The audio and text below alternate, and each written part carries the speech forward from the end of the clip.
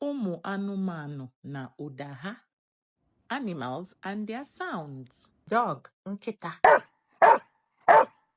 Pussy, cat. Cow, ehi. Ọbọgwụ, duck. Ọkụkọ, chicken.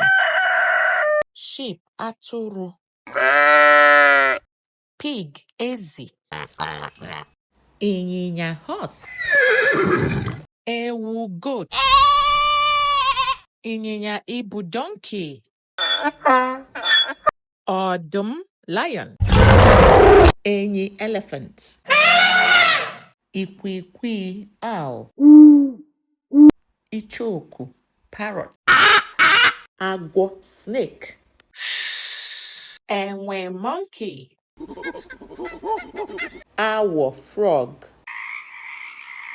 Aṅụ, bee. Ịnyịnya ibu, camel. Eziofia, wild pig. Ụsụ, bat. Enyi nnụnụ, ostrich. Agụ iyi, crocodile. Mbara, giraffe. Torotoro, turkey. Enyi mmiri, hippopotamus.